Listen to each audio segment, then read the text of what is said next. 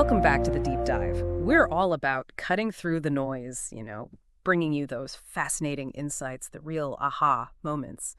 Today, we're heading back to ancient Egypt, but maybe not for the usual suspects like mummies and pyramids. We're looking at a hidden technological marvel, something that's actually, believe it or not, sparking innovation right now, today. We're talking about Egyptian blue. Now, this isn't just some old color. It is the world's very first artificial pigment.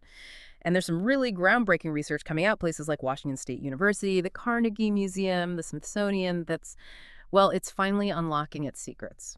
Exactly. Yeah, our mission today really is to unpack this amazing pigment. We'll look at the history, the chemistry behind it, what it meant to the Egyptians, its symbolism, and then the really surprising part, how its hidden qualities are popping up in modern technology. It's just this fantastic story of, ancient ingenuity still echoing today. Okay, so let's paint the picture. Ancient Egyptian art, you immediately think of those incredibly bright colors, right? Colors that have lasted for thousands of years. But they weren't just pretty pictures. You're saying these colors were packed with meaning. Oh, absolutely. Deeply. For the Egyptians, color wasn't just decoration. It was fundamental, part of nature, part of a person's identity, even divine. I mean, sure, they used pigments from minerals they could find nearby, red and yellow ochres from iron oxides, green from malachite, black from soot, simple stuff. Yeah. But blues and some greens, those were special, often rare, prized, sometimes needing long-distance trade. And each had its job, symbolically speaking. Totally. Very specific. Blue, like this Egyptian blue we're talking about, that was water, the sky, rebirth. You see gods like Thoth covered in it. Green, often malachite, meant life, regeneration. Think Osiris. Red ochre, that could be vitality, good things. Or it could be chaos, like the god said. Depends on context.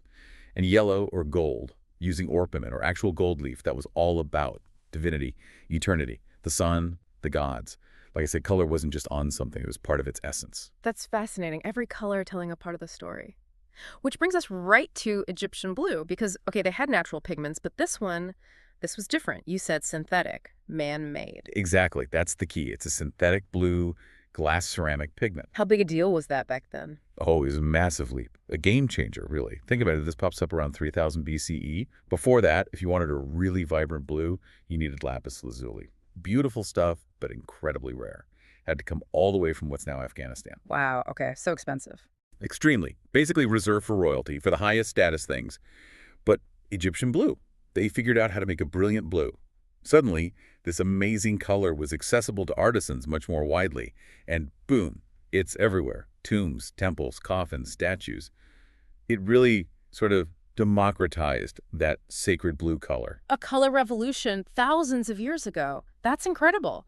But you hinted earlier it wasn't just about the color itself. There are hidden properties, things recent science is uncovering. Yes, precisely. And that's where the story gets even more interesting. But first, maybe, how did they actually make it? Right, the recipe. What was the secret? Well, the chemical formula is K0 calcium copper silicate. It started appearing, we think, around the 4th dynasty, maybe 2500 BCE. The craftsmen, they were clever. They took quartz, basically, sand, silica, and a copper source. Probably malachite, maybe some other oxidized copper ores. Then they added lime calcium carbonate, like limestone in a flux. That's key. Something like natron, which is a natural soda salt found in Egypt. Or maybe plant ash. What does the flux do? It lowers the melting point. It helps everything fuse together at a manageable temperature, though still really hot, around 850 to 1,000 degrees Celsius. So sand, copper, lime, flux, cook at 1,000 degrees. Pretty much. And what you get is this glassy material, a frit, that has tiny blue crystals of cuprorivate embedded in it. They then crush that frit into a powder, and voila, Egyptian blue pigment. And it did a fantastic job of mimicking expensive turquoise or lapis. That's why people call it faux lapis. And this wasn't just some cottage industry. You mentioned distribution. Oh, yeah. Archaeologists have found actual ingots, like big loaves, of this blue material far from where we think the main production sites were. That points to, organized manufacturing, networks for trading it. It was a real commodity. Makes sense. And it lasted. Incredibly well. Unlike organic dyes, which fade or decompose, this mineral-based pigment is super stable, especially in Egypt's dry climate. That's why we can still see these vibrant blues today, thousands of years later. It's amazing preservation. And it spread beyond Egypt, too. It did. It was so successful, the Greeks and Romans adopted it. The Romans, interestingly, sometimes mixed it with white. Why? To paint eyes on sculptures. Gave them this really startlingly realistic look. Huh. Never knew that. But then it disappeared. Sort of. The specific knowledge of how to make it seems to have been, well, largely forgotten by the time you get to Renaissance Europe. It wasn't until artists like Raphael, centuries later, started trying to perfectly imitate classical Roman techniques that they apparently unwittingly stumbled upon something very similar. Like rediscovering a lost recipe by accident. Kind of makes you wonder, doesn't it? But yeah, for the ancient Egyptians, this blue was central. A technological triumph and a powerful symbol. Life, protection, divinity. Okay, so let's jump forward. Modern science, looking back at this ancient tech, what's the chemistry that's got researchers excited now? It still comes back to that core compound. Cuprorivate. Cucusi euro, that's the chromophore, the part that gives it the blue color. And when scientists try to replicate it today, they use those same basic ingredients. Silica sand, a calcium source like lime, a copper source like copper oxide, and a little bit of alkali like soda ash. Fuse it all between 850 and 1,000 Celsius. And you basically get, as you said before, a glass ceramic, but one with hidden talents. And people are actually doing this, making Egyptian blue from scratch in labs today. Oh, yes. Just recently, in 2025, there was that big study led by WSU, Washington State University, working with the Carnegie Museum and the Smithsonian's conservation folks. They successfully recreated it. Was it easy? Just follow the ancient unwritten recipe? Not quite. Oh. It was a pretty complex. They ran, I think, 12 different test recipes. They tweaked the ratios of the ingredients, changed the firing times, anywhere from just 1 hour up to 11 hours, all around that 1,000-degree mark. Did they all turn out blue? Well, they all contained the blue cuprorivate crystals. But the final color actually varied quite a bit. Some were vibrant blue, sure, but others ended up more gray-green. It really depended on the exact mix and, crucially, how quickly or slowly it cooled down. So precision mattered, even back then. Absolutely. It highlights the skill involved. But here's something really cool they found. Lay it on me. John McCloy's team at WSU discovered something surprising. You only needed about half, just 50% of the particles in the final pigment to actually be the blue cuprorivate phase to get a really deep blue color. Really? Only half. What was the rest? Just leftover glass or even unreacted sand grains. It didn't really mess up the overall blue color that much. That explains why ancient samples often look a bit messy, heterogeneous under a microscope. They didn't need perfect purity. Exactly.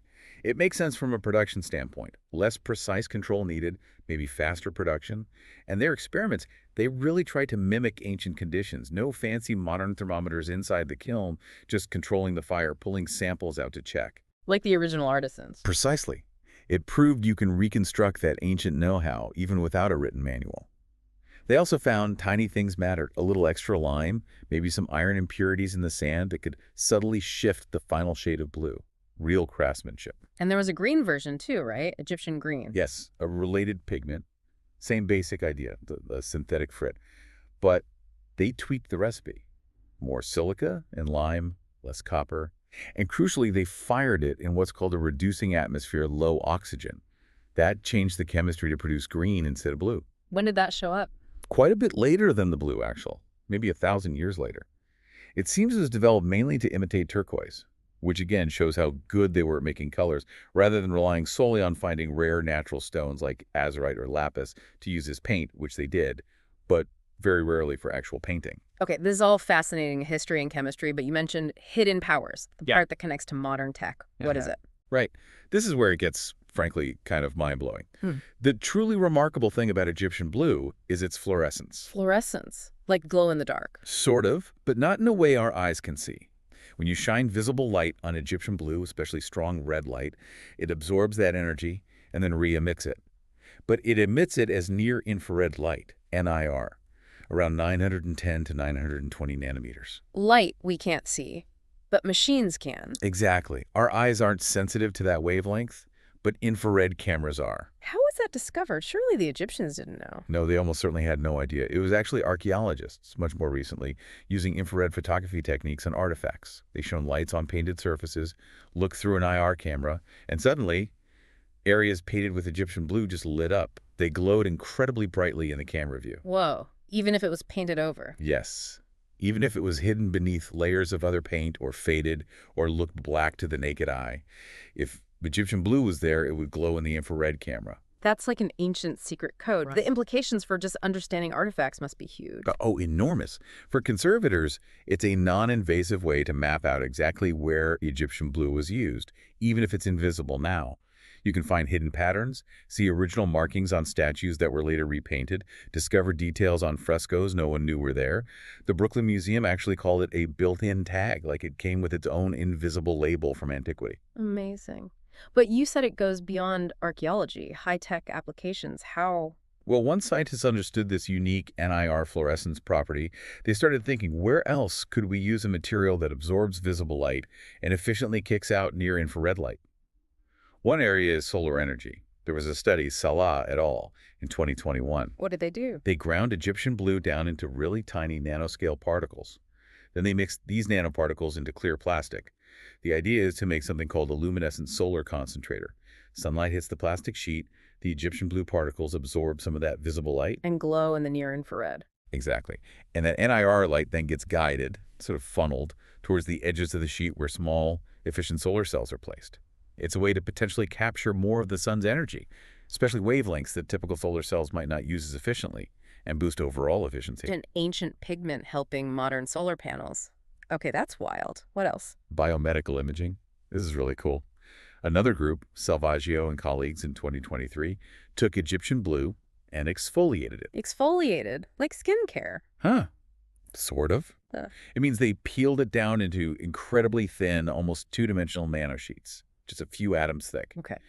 And these tiny nanosheets still fluoresce brilliantly around that 910 nanometer NIR wavelength. Now, why is that important for biology? I'm guessing that light goes through skin? Precisely. Human tissues are remarkably transparent to light in that specific near-infrared window. Visible light gets scattered and absorbed, but 910 millimeter light can penetrate quite deep. So they made these nanosheets biocompatible, safe for cells, and even attach molecules to them like folic acid, which tends to stick to certain cancer cells. Wait, so you could potentially inject these, and they'd light up cancer cells under an infrared camera. That's the idea they explored. Targeted NIR fluorescence imaging using an ancient Egyptian pigment derivative. It's mind-bending stuff. Seriously, ancient pigment meets cancer detection. And there are even more down-to-earth ideas. Forensics and security. Because it glows invisibly, you could use it in inks for covert watermarks on money or important documents. Invisible normally, but show up under an IR scanner. Anti-counterfeiting tech from the pharaohs. Kind of. It's also been suggested for fingerprint detection. Thus, to surface with fine Egyptian blue powder, shine a light, view with an IR camera, and fingerprints might glow. It really is multi-talented. It's like John McCloy said, isn't it? That quote about old technology and new solutions. Exactly. Old technology coming together with new solutions. It fits perfectly. So let's try and wrap this up. Egyptian blue. It really is this incredible bridge, isn't it? Linking the ancient past directly to our high-tech future. It started as this prized color in ancient Egypt, a huge technological step that kind of democratized the sacred color of lapis lazuli. Making that divine blue accessible. And now, thousands of years later, we rediscover this hidden property, this near-infrared glow that the Egyptians never saw. And suddenly, it's finding potential uses in cutting-edge science.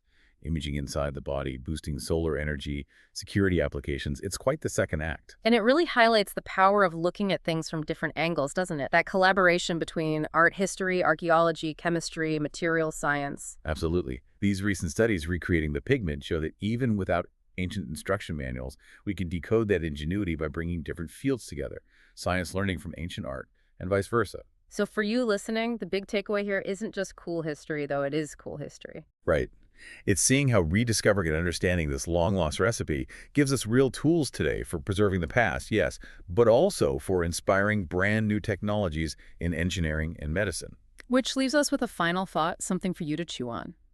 If Egyptian blue held these secrets for millennia, waiting for the right technology, the right questions, what other ancient innovations might be out there? Yeah, what lost knowledge or forgotten materials could be hiding in plain sight, just waiting for us to look at them in a new way and find solutions to modern challenges? What keys to our future might already be buried in our past?